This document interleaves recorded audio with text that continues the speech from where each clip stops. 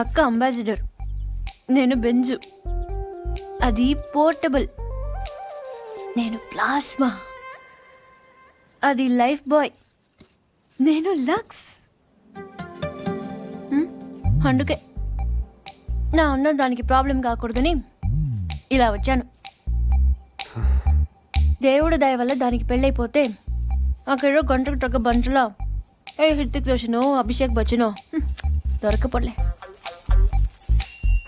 చూసావా, నువ్వు కూడా చూపు తిప్పుకోలేకపోతున్నావు.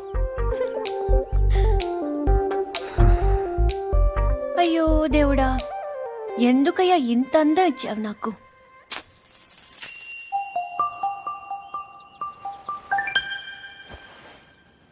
బాధపడకు పూరి. మీ అమ్మ వాళ్ళందరూ అనవసరంగా భయపడుతున్నారు కానీ నువ్వు అంత అందంగా ఏం లేవు.